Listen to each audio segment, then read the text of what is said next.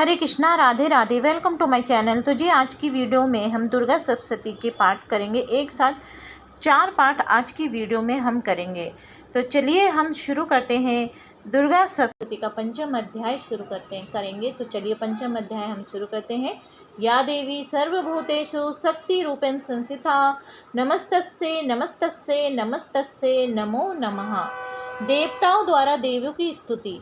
चंड-मुंड के मुख से अंबिका के रूप की प्रशंसा सुनकर शुंभ का उनके पास दूत भेजना और दूत का निराश लौटना।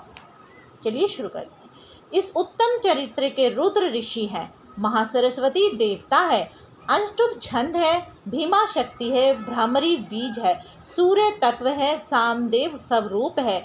श्री महासरस्वती की प्रति के अर्थ इसका विनियोग है। जिनके हस्त कमलों में घंटा, शूल, हल, शंख, मूसल, चक्र, धनुष, बाण शोभित है। जिनकी कांति शरद ऋतु के शोभ्यमान चंद्रमा के समान है, जो गौरी के देह से उत्पन्न हुई है, तीनों जगत का आधार रूप है। शुंभ आदि दैत्यों का नाश करने वाली उन महासरस्वती देवी का मैं वंदन करता हूँ। ऋषि बोले, प्राचीन समय में शुंभ निशुंभ दोनों असुरों ने बल के मद में आकर इंद्र का, त्रिलोकी का राज्य और यज्ञों के भाग छीन लिए। उन्हीं दोनों ने सूर्य, चंद्रमा, कुबेर, यम, वरुण का अधिकार पा लिया। वायु एवं अग्नि का काम भी वे ही करने लगे। देवताओं को अपमानित, पराजित एवं राष्ट्र भ्रष्ट करके स्वर्ग से निकाल दिया। जिनके अधिकार उन दो असुरों ने छीन लिए थे, वे सभी पराजित देवता अपराजिता देवी का स्मरण करने लगे कि उन देवी ने तो हमें वर दिया हुआ है कि आपत्ति काल में मेरा स्मरण करने पर मैं तुम्हारे महान संकट क्षण भर में दूर कर दूंगी। यही वर विचार करके पर्वतराज हिमालय पर सभी देवता पहुँचे। वहाँ विष्णु माया भगवती की स्तुति करने लगे। देवता बोले, देवी एवं महादेवी को नमस्कार हो, शिवा को सदा नमस्कार हो, प्रकृति भद्रा को नमस्कार हो। हम सनियम उन भगवती को प्रणाम करते हैं। रुद्र रूपा को नमस्कार हो, नित्य स्वरूपा गौरी धात्री को नमो नमः हो, ज्योत्सना रूपेणी चंद्र स्वरूपा सुखमयी देवी को निरंतर नमो नमः हो, कल्याणी प्रणाम करने वालों की उन्नति कराने वाली सिद्धि स्वरूपा देवी को नमस्कार हो, दैत्यों की लक्ष्मी, राज्य लक्ष्मी, शंकर पत्नी माता जी को नमो नमः हो, दुर्गम संकट से पार कराने वाली दुर्गा पारा, सार रूप सार, सर्वकारिणी ख्याति कृष्णा धूम्रा देवी को निरंतर नमस्कार हो, अत्यंत सुंदर एवं अत्यंत भयंकर रूप उन देवी को बारंबार प्रणाम हो, जगत की प्रतिष्ठा रूपा कीर्ति देवी को नमो नमः हो, जो देवी संपूर्ण प्राणियों को विष्णु माया इस नाम से शब्दित है, उन्हें नमस्कार है, उन्हें नमस्कार है, उन्हें बारंबार नमस्कार है।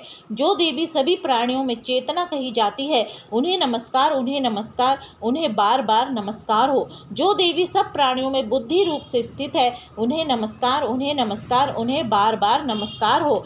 जो देवी सभी प्राणियों में निंद्रा रूप से कही गई है, उन्हें नमस्कार, उन्हें नमस्कार, उन्हें बार बार नमस्कार हो। जो देवी सभी जंतुओं में शुदा रूप में स्थित है, उन्हें नमस्कार, उन्हें नमस्कार, उन्हें बार बार नमस्कार हो। जो देवी सभी जंतुओं में छाया रूप में स्थित है, उन्हें नमस्कार, उन्हें नमस्कार, उन्हें बार बार नमस्कार हो। जो देवी सभी प्राणियों में शक्ति रूप से स्थित है, उन्हें नमस्कार, उन्हें नमस्कार, उन्हें बार बार नमस्कार हो। जो देवी सभी प्राणियों में तृष्णा रूप में स्थित है, उन्हें नमस्कार, उन्हें नमस्कार, उन्हें बार बार नमस्कार हो। जो देवी सभी प्राणियों में समा रूप में स्थित है, उन्हें नमस्कार, उन्हें नमस्कार, उन्हें बार बार नमस्कार हो। जो देवी सभी जंतुओं में जाति रूप में स्थित है, उन्हें नमस्कार, उन्हें नमस्कार, उन्हें बार बार नमस्कार है। जो देवी सभी प्राणियों में लज्जा रूप में स्थित है, उन्हें नमस्कार, उन्हें नमस्कार, उन्हें बार बार नमस्कार हो। जो देवी सभी प्राणियों में शांति रूप में स्थित है, उन्हें नमस्कार, उन्हें नमस्कार, उन्हें बार बार नमस्कार हो। जो देवी सभी प्राणियों में श्रद्धा रूप में स्थित है, उन्हें नमस्कार, उन्हें नमस्कार, उन्हें बार बार नमस्कार हो। जो देवी सभी प्राणियों में कांति रूप में स्थित है, उन्हें नमस्कार, उन्हें नमस्कार, उन्हें बार बार नमस्कार हो। जो देवी सभी प्राणियों में लक्ष्मी रूप में स्थित है, उन्हें नमस्कार, उन्हें नमस्कार, उन्हें बार बार नमस्कार हो। जो देवी सभी प्राणियों में वृत्ति रूप से स्थित है, उन्हें नमस्कार, उन्हें नमस्कार, उन्हें बार बार नमस्कार हो। जो देवी सभी प्राणियों में स्मृति रूप में से स्थित है, उन्हें नमस्कार, उन्हें नमस्कार, उन्हें बार बार नमस्कार हो। जो देवी सभी प्राणियों में दया रूप से स्थित है, उन्हें नमस्कार, उन्हें नमस्कार, उन्हें बार बार नमस्कार हो। जो देवी सभी प्राणियों में तुष्टि रूप से स्थित हो, उन्हें नमस्कार, उन्हें नमस्कार, उन्हें बार बार नमस्कार हो। जो देवी सभी जंतुओं में माया रूप में स्थित है, उन्हें नमस्कार, उन्हें नमस्कार, उन्हें बार बार नमस्कार हो। जो देवी सभी प्राणियों में भ्रांति रूप से स्थित है, उन्हें नमस्कार, उन्हें नमस्कार, उन्हें बार बार नमस्कार हो। जो देवी प्राणियों की इंद्रियों की अधिष्ठात्री है और उसी प्रकार सब में व्यापक है, उन्हीं देवी को बार बार नमस्कार हो। जो देवी सारे जगत में व्यापक होकर चैतन्य रूप में स्थित है, उन्हें नमस्कार, उन्हें नमस्कार, उन्हें बार बार नमस्कार हो। प्राचीन काल में अपने मनोरथों की सिद्धि के लिए देवताओं ने जिन देवी की स्तुति की, इसी प्रकार कई दिनों तक सूर्यपति इंद्र जिनकी सेवा करता रहा, वे मंगल रूपा परमेश्वरी हमारा मंगल तथा कल्याण करे और हमारी आपत्ति दूर करे। दुष्ट दैत्यों से संतापित एवं संपूर्ण देवता जिन भगवती ईश्वरी को अब नमस्कार कर रहे हैं और जो भक्ति पूर्वक नम्रता के स्वरूप मनुष्य द्वारा स्मरण की जाती है, उनकी सभी विपत्तियों का नाश कर देती है। वही देवी हमारी भी विपत्तियां दूर करे। ऋषि बोले, हे राजन, देवता लोग जब इस प्रकार भगवती की स्तुति कर रहे थे, उस समय श्री गंगा जी के जल में स्नान करने के लिए श्री पार्वती जी आई। उस समय सुंदर भोह वाली पार्वती जी ने देवताओं से कहा कि आप लोग किसकी स्तुति कर रहे हैं। तब उनके शरीर कोश से प्रकट होकर शिवा बोली, ये देवता शुंभ दैत्य से निकाले हुए एवं संग्राम में निशुंभ से पराजित हुए सब मिलकर मेरी ही स्तुति कर रहे हैं। श्री पार्वती जी के शरीर कोश से श्री अंबिका जी का प्राकट्य हुआ। इसी कारण सारे संसार में ये कौशिकी नाम से में प्रसिद्ध है। इस प्रकार जब कौशिकी प्रकट हुई, तब से श्री पार्वती जी रूप में काली हो गई। हिमालय में रहने के कारण इनका काली का नाम विख्यात हुआ। उसके अनंतर शुभ निशुंभ के सेवक चंड तथा मुंड ने वहां आकर उन अंबिका देवी को देखा, जो उस समय परम सुंदर रूप धारण कर रही थी। उन दोनों ने शुंभ दैत्य से जाकर कहा कि महाराज, हिमालय को अपनी कांति से प्रकाशित करती हुई एक परम सुंदरी स्त्री वहां बैठी है। वैसा उत्तम परम सुंदर रूप किसी ने भी कहीं देखा ना होगा। हे असुरराज, वे देवी कौन होगी? इस बात का अप्राय पता लगाइए और उसको ग्रहण कीजिए। वे स्त्री क्या है? रतन ही है। उसके तो सभी अंग बड़े मनोहर है। वे अपनी दिव्य कांति से सभी दिशाओं को प्रकाशित कर रही है।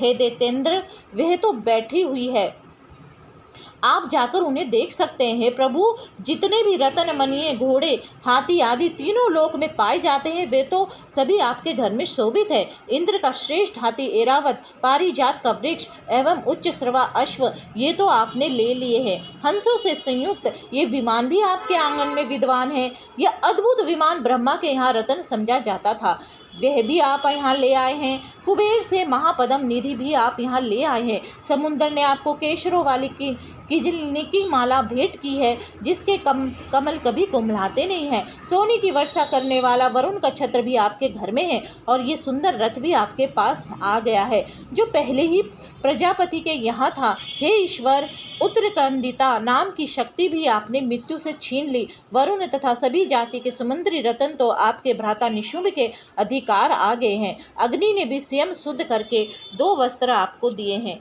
हे दैत्येंद्र, आपने सभी प्रकार के रतन इकट्ठे कर लिए हैं, फिर ये कल्याणी देवी जो कि स्त्री रतन है, उसे क्यों नहीं ग्रहण करते? ऋषि बोले, तब चंड और मुंड के वचन सुनकर शुंभ ने महाअसुर सुग्रीव को दूत बनाकर देवी के पास भेजा और कहा कि तुम मेरी ओर से उसे इस प्रकार से कहना और इस प्रकार का उपाय करना, जिससे वे प्रसन्न होकर अत्यंत शीघ्र यहाँ आ जाए।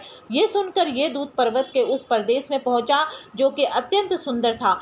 वहीं देवी बैठी हुई थी। वहां जाकर उसने देवी से बहुत मधुर वाणी द्वारा कोमल वचन कहे। दूत बोला, हे देवी, दैत्यों का स्वामी शुंभ तीनों लोकों में परमेश्वर है, मैं उसका दूत हूँ। आपके पास उसने मुझे भेजा है, अतः मैं यहाँ आया हूँ। सभी देव जातियों में कोई भी ऐसा देवता नहीं है जो उसकी आज्ञा ना मानता हो। उसने सभी देवता परास्त कर दिए हैं। अब आपके लिए उसका जो संदेश है वे मुझसे सुनिए। उसने कहा कि सारी त्रिलोकी मेरी हो चुकी है, सभी देवता मेरे अधीन है, सभी यज्ञ भाग पृथक पृथक करके मैं ही पा रहा हूँ। त्रिलोकी भर में उत्तम सभी रत्न मेरे अधीन हो चुके हैं। उसी प्रकार इंद्र का वाहन श्रेष्ठ ऐरावत हाथी को भी मैंने छीन लिया है। देवताओं ने क्षीर समुद्र से उत्पन्न उच्च सर्वा नामक अश्वरतन प्रणाम करके मुझे भेंट कर दिया है। और भी देव गंधर्व एवं नागों के पास जितनी रत्न रूप वस्तुएं थी वे सबकी सब है सुंदरी मेरी हो चुकी है। हे देवी, अब हम तुमको स्त्रियों में एक रत्न मान रहे हैं, इसी कारण अब आपको भी हमारे पास आ जाना चाहिए, क्योंकि अब तो रत्नों के भोक्ता हैं। अब ये तुम्हारी इच्छा है कि मुझे अथवा मेरे पराक्रमी भ्राता निशुंभ को इन दो में से किसी को वर लो, क्योंकि तुम रतन रूप हो। मेरे साथ विवाह कर लेने से तुम्हें अतुल ऐश्वर्य प्राप्त हो जाएगा। यह अपनी बुद्धि के द्वारा सोच लो, फिर मेरे साथ विवाह कर लो। ऋषि बोले, जब इस प्रकार देवी से दूत ने कहा तब ये जगत को धारण करने वाली भगवती देवी गंभीर होकर मंद मंद मुस्कुराकर बोली। देवी जी बोली, हे दूत, तुमने जो कुछ कहा है वे सत्य है, मिथ्या कुछ भी नहीं है। इसमें संदेह नहीं कि तुम त्रिलोकी के स्वामी है और निशुंभ भी वैसा ही है, किंतु मैंने भी एक प्रतिज्ञा की हुई है, उससे मैं किस प्रकार मिथ्या करूं। अल्प बुद्धि के कारण जो मैंने पहली प्रतिज्ञा की हुई है उसे सुनो। प्रतिज्ञा इस प्रकार की है कि जो मुझे युद्ध में जीत ले एवं मेरा अभिमान तोड़ दे और संसार में मेरे समान बलधारी हो वही मेरा भर्ता हो सकता है। शुंभ आए अथवा महाअसुर निशुंभ आ जाए, मुझे जीतकर मेरा शीघ्रता से पानी ग्रहण करे, देर करने की आवश्यकता ही नहीं। दूत बोला, हे देवी, तुम्हें अभिमान हो गया है जो इस प्रकार की बातें मेरे सामने कर रही हो। भला त्रिलोकी में ऐसा कौन सा पुरुष है जो शुभ निशुंभ का सामना कर सके। हे देवी, सारे देवता दूसरे दैत्यों का सामना भी नहीं कर सकते। तुम तो स्त्री हो, फिर अकेली हो। युद्ध भूमि में इंद्रादिक सभी देवता जिन शुंभ आदि दैत्यों के सामने ठहर ना सका, भला तुम स्त्री होते हुए उनका सामना कैसे कर सकोगी। इसलिए मेरी बात मानो और शुंभ निशुंभ के पास चली चलो। इस प्रकार चले चलने से तुम्हारी प्रतिष्ठा होगी, अन्यथा जब वे तुम्हारे केस पकड़ के घसीटते हुए ले जाएंगे तो तुम्हारा गौरव नष्ट हो जाएगा। देवी बोली, हे दूत, इसमें कोई संशय नहीं कि शुंभ बलवान है और निशुंभ भी पराक्रमी है, पर मैं करूं तो क्या करूं। प्रतिज्ञा करने से पहले ये बात मैंने नहीं सोची थी। अब तो तुम जाकर असुर राज से मेरी ये बात कह दो, फिर उसे जो उचित दिखाई दे वही वह करे। तो जी दुर्गा सप्तशती का 5वां अध्याय यहीं पे समाप्त। अब शुरू करते हैं हम 6ठा अध्याय। अब हम शुरू करते हैं 6ठम अध्याय, धूमर लोचन वध। जो भगवती सिंह पर आसन लगाकर विराजमान है, जिनके कंठ में सर्पों के फनों में रहने वाली मणि तथा रत्नों की माला शोभायमान है, जिससे शरीर की कांति निखर रही है, सूर्य के समान योग्र प्रकाश से 3 नेत्र प्रकाशित हो रहे हैं, हाथों में माला, कुंभ, कपाल तथा कमल धारण कर रही है, मस्तक पर अर्धचंद्रमा का मुकुट है, जो सर्वज्ञ के ईश्वर भैरव देव के अंक में निवास करने वाली है। इस प्रकार की शोभा वाली परा पद्मावती देवी का मैं चिंतन करता हूँ। ऋषि बोले, इस प्रकार देवी जी के वचन सुनकर दूत क्रोध से लाल होकर वहाँ से चला आया। आते ही दैत्यराज को विस्तार के साथ सभी बातें सुना दी। दूत के वचन सुनते ही दैत्यराज क्रोध में भर गया और दैत्यों की सेनापति धूमरलोचन से बोला, हे धूमरलोचन, तुम देर मत करो, अपनी सेना के साथ वहां जाकर उस दुष्टा को केसों से पकड़ के बलपूर्वक घसीटते हुए यहाँ जल्दी ले आओ। उसकी रक्षार्थ आदि कोई दूसरा वहाँ उपस्थित हो तो उसे, चाहे वे देवता हो, यक्ष, गंधर्व, कोई भी हो, उसे मार डालना। ऋषि बोले, आज्ञा पाते ही धूमरलोचन दैत्य 60,000 असुरों की सेना लेकर शीघ्र चल पड़ा। वहां पहुंचकर उसने हिमालय पर विराजमान देवी को देखा और ऊंची आवाज में बोला, अरे तू शुंभ और निशुंभ के पास चली चल। यदि अभी भी प्रसन्नता पूर्वक मेरे स्वामी के पास नहीं चलेगी तो स्मरण रख कि तुझे बालों से पकड़कर घसीटते हुए बलपूर्वक मैं ले जाऊंगा। देवी जी बोली, इसमें संशय नहीं कि तुम दैत्येश्वरी ने भेजा है और तुम स्वयं भी बलवान हो तथा बड़ी भारी सेना भी साथ लेकर आए। इस प्रकार की दशा में मुझे बलपूर्वक ले चलोगे तो फिर मैं तुम्हारा क्या कर सकती हूँ। ऋषि बोले, जब उसे इस प्रकार का उत्तर मिला तो धूमरलोचन देवी की ओर दौड़ा। तभी देवी अंबिका जी ने हुंकार के शब्द से उसे भस्म कर दिया। फिर तो असुरों के क्रोध में आई हुई बड़ी सेना तथा अंबिका जी ने एक दूसरे पे तीक्ष्ण बाण, शक्तियाँ, फरसे आदि बरसाना आरंभ कर दिए। इस देवी जी का वाहन सिंह भी कुपित होकर भयंकर नाद करता हुआ अपने बाल फटकता हुआ असुरों की सेना पर टूट पड़ा। उस सिंह ने कुछ असुरों को पंजों की मार से एवं कुछ एक को अपने जबड़ों से तथा कई एक महाअसुरों को नीचे पटक कर दबोचकर होठ की दाढ़ों से विदरण करके मार डाला। कितने कितने एक दैत्यों के पेट अपने नाखूनों से फाड़ डाले। कितने एक दैत्यों को तल प्रहार कर उनके सिर धड़ से पृथक कर डाले। दूसरों की भुजाएं, सिर आदि छिन्न भिन्न कर दिए। कितनों के पेट फाड़ फाड़ कर गले के बाल फटकारते हुए सिंह ने रुधिर पान किया। अत्यंत कुपित हुई देवी जी के वाहन बलवान सिंह ने क्षण भर में ही दैत्यों की बड़ी सेना क्षय कर दी। देवी जी ने उस असुर धूम्रलोचन को मार डाला और उसके वाहन सिंह को भी सारी सेना का क्षय कर दिया। सुम ने जब ये सुना तो उसके क्रोध का पारा चढ़ गया, उसके होंठ कांपने लगे। तब शीघ्रता से सुम ने चंड मुंड दोनों दैत्यों को आज्ञा दी, हे चंड तथा मुंड, तुम दोनों विशाल सेना लेकर वहां पहुंचो और उसे जल्दी से यहाँ ले आओ।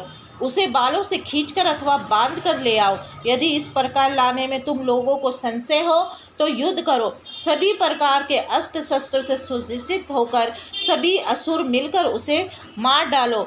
उस दुष्टा के मर जाने पर एवं सिंह के भी मारे जाने पर जिस दशा में भी अंबिका पड़ी हो उसे बांधकर अपने साथ लेकर शीघ्र लौट आओ। तो जी छठा अध्याय यहीं पे समाप्त। अब हम शुरू करते हैं सप्तम अध्याय यानी कि 7वां अध्याय, चंड और मुंड का वध। रतन जड़ित सिंहासन पर विराजमान होकर तोते से पढ़े जा रहे सुंदर शब्द सुनती हुई, सुंदर एवं श्याम अंगों वाली कमल के फूल पर अपना एक चरण धारण करके बीना बजाती हुई, लाल वर्ण की साड़ी धारण करके अंगों में कसी हुई चौलिका में से शोभ्यमान कलहार के फूलों से ग्रंथित माला धारण करके सुशोभित शंख का पात्र लिए हुए, मस्तक पर सिंदूर की बिंदु लगाए हुए, हल्के एवं मीठे मधु के मद से सुशोभित इस रूप में मातंगी देवी जी का मैं ध्यान करता हूँ। ऋषि बोले, तब आज्ञा पाते ही चंड मुंड आदि दैत्य आयुध से सुसज्जित होकर चतुरांगिनी सेना के साथ चल पड़े। वहां पहुंचकर उन्होंने देखा कि हिमालय की ऊंची चोटी पर सिंह के ऊपर देवी बैठी है और मंद मंद हंस रही है। इस प्रकार देखकर वे उन्हें पकड़ने की चेष्टा करने लगे। किसी ने धनुष चढ़ा लिया, किसी ने तलवार संभाल ली एवं कितने एक दैत्य देवी जी के पास पहुंच गए। तब अंबिका जी ने उन शत्रुओं के प्रति क्रोध में आ गई। उस समय क्रोध के कारण उनका मुख काला हो गया, देवी के माथे पे भौं कुटिल होकर तन गई। तब तो भयानक मुख वाली काली देवी तलवार तथा पास लिए हुए प्रकट हो गई। उस समय उन्होंने अद्भुत खटवांग धारण किया हुआ था, नरमुंड माला से सुशोभित थी, चीते के चर्म की साड़ी पहनी थी, शरीर का मांस सूखा दिखाई देता था और अत्यंत भयानक रूप था। उन्होंने मुख को विस्तार से खोल रखा था, लपलपाती हुई जिह्वा और भी भयानक थी, धसी हुई लाल लाल आंखें थी, गर्जना से भी दिशाओं को भर दिया था। तब वे बड़े वेग से दैत्य सेना पर टूट पड़ी, बड़े बड़े असुरों को मारती हुई उनका भक्षण करने लगी। दैत्य सेना के पार्श्व रक्षकों, अंकुशधारियों को, महावत तथा योद्धाओं को घंटों के साथ कितने ही हाथियों को एक ही हाथ से पकड़कर मुंह में डालने लगी।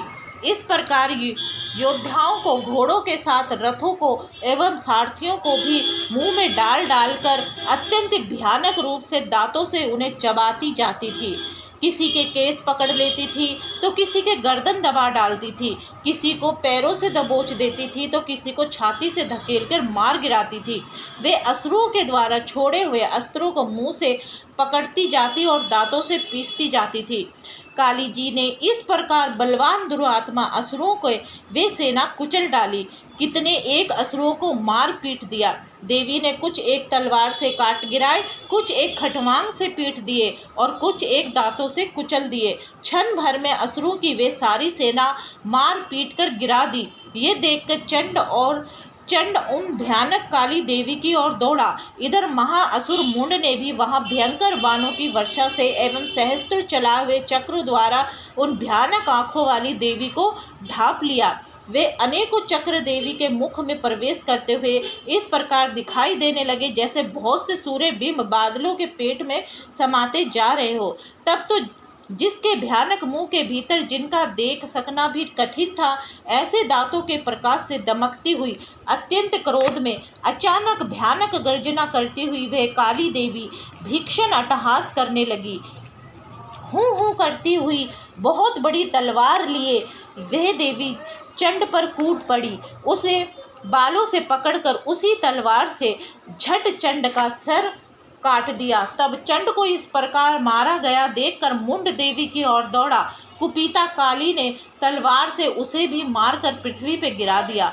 चंड तथा महाबली मुंड को मरा हुआ देखकर और सेना का नाश भी देखकर बची खुची सेना भयभीत होकर इधर उधर भाग गई। इसके अनंतर काली ने चंड तथा मुंड के सिर हाथ में लिए, फिर भयानक अट्टहास करती हुई चंडिका के पास पहुंचकर बोली, मैंने ये चंड और मुंड नामी महापशु आपकी भेंट चढ़ा दिए हैं। अब तो युद्ध यज्ञ में शुंभ निशुंभ का आप स्वयं ही वध करना। ऋषि बोले। अपने सम्मुख लाए गए चंड मुंड महाअसुरों को देखकर कल्याणी चंडिका देवी काली से ललित वचन बोली, हे देवी कालिके, क्योंकि तुम चंड मुंड को लेकर मेरे पास आई हो, इस कारण लोक चामुंडा नाम से तुम्हारी ख्याति होगी। तो जी सप्तम अध्याय यहीं पे समाप्त। अब हम शुरू करते हैं अष्टम अध्याय, रक्त बीज का वध। जो लाल वर्ण वाली है, जिनकी आंखों से दया लहर रही है, जिन्होंने हाथों में पास अंकुशवान धनुष उठाया हुआ है, अनीमा आदि सिद्ध सभी किरणों से आवृत है, इस प्रकार की भवानी देवी की मैं भावना करता हूँ। ऋषि बोले, चंड तथा मुंड दोनों दैत्यों के मारे जाने पर एवं बहुत सी सेना के क्षय हो जाने पर असुर राज महाप्रतापी शुंभ के चित्त में भारी क्रोध पैदा हो गया। उसने सभी दैत्यों की सेना को युद्ध के लिए आज्ञा दे दी। उसने कहा, आज युद्ध नामक 86 सेनापति अपनी सारी सेना को साथ लेकर चले। कंबू नामक 84 सेनापति भी अपनी सेना के साथ युद्ध के लिए निकले और मेरी आज्ञा से 50 करोड़ व्रीय कुल के असुर तथा 100 धूमर कुल के सेनाओं के साथ कूच कर दे। मेरी आज्ञा से कालिक, मौर्य, दोहर्द, कालिके आदि अन्य सभी असुर तैयार होकर शीघ्र ही प्रस्थान करें। भयंकर शासन करने वाले असुर राज शुंभ ने इस प्रकार आज्ञा देकर स्वयं भी सहस्त्रों विपुल सेनाओं के साथ प्रस्थान कर दिया। जब चंडिका जी ने देखा कि इस और भयानक सेना साथ लेकर शुंभ आ रहा है, तब उन्होंने अपने धनुष की टंकार करके पृथ्वी आकाश के मध्य भाग को बुझा दिया। हे राजन, उस समय उनके वाहन सिंह ने बड़ी भारी गर्जना की। फिर अंबिका जी ने घंटा बजाकर उस गर्जना को और भी बढ़ा दिया। धनुष के टंकार और सिंह की गर्जना एवं घंटे के नाद से सभी दिशाएं के गूंज जाने पर भयानक शब्दों से काली जी ने भी अपना मुंह खूब फैला दिया और गर्जना की।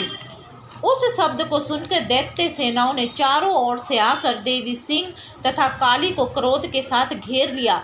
इसी अवसर पर हे राजन, दैत्यों के नाश के लिए तथा देवताओं की वृद्धि के लिए अत्यंत बल एवं पराक्रम से संपन्न होकर ब्रह्मा, विष्णु, शिव, कार्तिकेय, स्वामी इंद्र आदि देवों की शक्तियाँ उन्हीं के शरीरों से निकलकर उन्हीं रूपों से चंडिका के पास आ गई। जिस देवता का जो रूप जैसे भूषण तथा वाहन है, उन्हीं से संपन्न होकर वे देवता शक्ति रूप धारण करके दैत्यों के साथ युद्ध करने आ गई। ब्रह्मा जी की शक्ति, जिन्हें ब्रह्माणी कहा जाता है, वे हंसों से जुते हुए विमान पर आरूढ़ थी, अक्षसूत्र का मंडल से सुशोभित, जिसमें सब में प्रथम उपस्थित हुई। महेश्वरी की महाश्वरी शक्ति वृषभ पर विराजमान होकर सुंदर त्रिशूल धारण किए, महाशर्पों के कंकन धारण किए है, मस्तक पे चंद्र रेखा सुशोभित किए हुई आई। कार्तिक स्वामी की शक्ति हाथ में शक्ति लिए सुंदर मोर पर आरूढ़ होकर दैत्यों से युद्ध करने आई। वैसे ही विष्णु की शक्ति वैष्णवी गरुड़ पर सवार होकर शंख, चक्र, गदा, शारंग एवं खंग हाथों में लिए आ गई। यज्ञवारा का विचित्र रूप धारण करने वाले विष्णु के वाहरा शक्ति वैसा ही शरीर धारण करके वहां आई। नरसिंह जी के समान शरीर को धारण किए, गर्दन के बालों के फटकारने से आकाश के तारों को बिखरती हुई नारसिंगी की शक्ति वहां आ पहुंची। इंद्र की शक्ति के समान रूप वाली 1000 नेत्र धारण किए हुए ब्रज हाथ में लेकर ऐरावत गजराज पर आरूढ़ होकर वहां आ गई। तब उन देव शक्तियों से घिरे हुए शंकर जी ने चंडिका से कहा, मेरी प्रसन्नता के लिए शीघ्र से शीघ्र इन असुरों का संहार करो। तब देवी के शरीर से अत्यंत भयानक सैकड़ों गीदड़ियों की भांति हूँ हूँ नाद करती हुई बड़ी उग्र चंडिका शक्ति प्रकट हुई। तब उन अपराजिता देवी ने धुएं जैसी जटा वाले शिवजी से कहा, हे भगवान, आप दूत बनकर शुंभ निशुंभ के पास जावे। वहां जाकर उन महाअभिमानी शुंभ निशुंभ दानवों को तथा युद्ध में आए हुए दूसरे दानवों से भी ये कहे कि हे दानवों, यदि तुम लोग जीना चाहते हो तो त्रिलोकी का राज्य इंद्र प्राप्त करे, सभी देवता यज्ञ का भाग पावे और तुम लोग पाताल में चले जाओ। यदि तुम कुछ बल का अभिमान हो और युद्ध अभिलाषा हो तो आ जाओ, तुम्हारे मांस से मेरी योगिनियां तृप्त हो जाए। इस दुतत्व में स्वयं शिव जी को ही देवी जी ने नियुक्त किया, अतः वे शिव शक्ति संसार में शिवदूती नाम से विख्यात हुई। जब शिव जी ने देवी जी के वचन उन महाअसुरों से कहे तो वे बड़े क्रोध में आ गए और जहाँ कत्यानी देवी स्थित थी उस ओर बढ़ने लगे। वहाँ कुपित होकर वे देव शत्रुओं ने बाण शक्ति, ऋषिड आदि आयुधों से देवी जी पर वर्षा करना आरंभ कर दिया। तब टंकार करके धनुष द्वारा पेड़े पेड़े बाण छोड़कर देवी जी ने खेल खेल में ही उनके फेंके हुए बाण, शूल, शक्ति, परशु आदि शस्त्रों को काट डाला।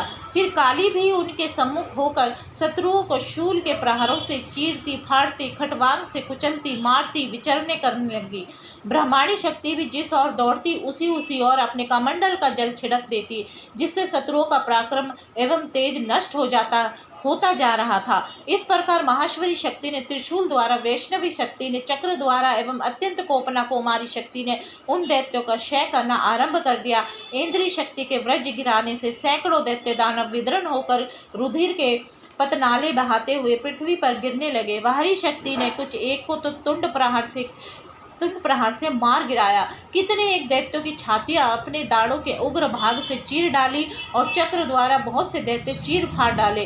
कितने एक महादैत्य को नरसिंह शक्ति अपने नाखूनों से विदरण करके खाने लगी और अपनी गर्जना से दिशाओं तथा आकाश को पूर्ण करती हुई युद्ध स्थल पर घूमने लगी। कितने एक दैत्य शिवदूती के कठोर अट्टहास से भयभीत होकर पृथ्वी पर गिर गए, फिर उन्हें वे खाती गई। इस प्रकार अत्यंत कुपित होकर अनेकों उपाय द्वारा बड़े बड़े दैत्यों को मारते हुए मात्र गणों को देखकर देव शत्रुओं के सैनिक भागने लगे। उन दैत्यों को मात्र गणों से पीड़ित होकर भागता हुआ देखकर क्रुद्ध हुआ महाअसुर रक्तबीज युद्ध करने के लिए आया। रक्तबीज के वज्रमय शरीर से एक भी ऋधुर बिंदु जब पृथ्वी पर गिरता तब उसी के समान बलवान दूसरा असुर उत्पन्न हो जाता। उस महाअसुर ने आकर इंद्र शक्ति के साथ युद्ध किया। जब इंद्री शक्ति ने अपने ब्रज द्वारा रक्त बीज की ताड़ना की, ब्रज के लगते ही उसके शरीर से बहुत सा रुधिर बहने लगा। रुधिर की एक एक बूंद से बहुत से योद्धा पैदा हो गए, जिनका रूप पराक्रम रक्त बीज के समान ही था। जितनी भी रक्त की बूंदें शरीर से गिरी थी उनके उतने ही उसी के सदृश बलवीर्य युक्त पराक्रमी पुरुष उत्पन्न हो गए। वे रक्त से उत्पन्न हुए पुरुष भी अत्यंत भयानक अस्त्र शस्त्रों से सुसज्जित थे। वे मात्र गणों के साथ लड़ने लगे। फिर इंद्रिय शक्ति ने वज्रपात से उसका सिर शत विषित कर दिया, उससे रुधिर बह उठा। तब फिर हजारों पुरुष एवं उस रुधिर से पैदा हो गए। वैष्णवी शक्ति ने चक्र द्वारा उसे मारा और इंद्री ने गदा द्वारा उस असुर राज की ताड़ना की। वैष्णवी के चक्र से शत होने पर उसके शरीर से जो ही रुधिर पर स्राव हुआ, उससे हजारों उसी के समान महाअसुर पैदा हो गए, जिनसे संपूर्ण जगत भर गया। कौमारी ने शक्ति से उसे मारा, वाहरई ने तलवार से और महाश्वरी ने महाअसुर रक्तबीज को त्रिशूल से आहत किया। उस दैत्य ने भी गदा द्वारा सभी मार्तगणों को पृथक पृथक मारा। उस समय रक्तबीज बड़े क्रोध में भरा हुआ था। शक्ति, शूल आदि आयुधों से कई बार शत विशत होने पर उसके शरीर से रक्त प्रवाह के पृथ्वी पर गिरते ही सैकड़ों असुर उत्पन्न हो चुके थे। दैत्य के रुधिर से उत्पन्न उन असुरों से सारा जगत व्याप्त हो गया। तब तो देवता अत्यंत भयभीत हो गए। देवताओं को डरा हुआ एवं उदास देखकर तब शीघ्र ही चंडिका ने काली से कहा, हे चामुंडे, अपना मुख तुम और भी विस्तार से फैला दो। मेरे शस्त्रपात से गिरते हुए रुधिर बिंदु तथा बिंदुओं से उत्पन्न हुआ महादैत्य को अपने वेगवान मुख द्वारा खाती जाओ। युद्ध भूमि में से रुधिर उत्पन्न इन महान दैत्यों का भक्षण करती हुई तुम घूमती रहो, तभी इस दैत्य का रुधिर क्षीण होगा, इस प्रकार इसका क्षय होगा। तुम्हारे द्वारा इस प्रकार खाए जाने पर फिर ये भयानक नए दैत्य पैदा नहीं हो सकेंगे। इस प्रकार कहे चंडिका जी ने रक्त बीज पर त्रिशूल से प्रहार किया।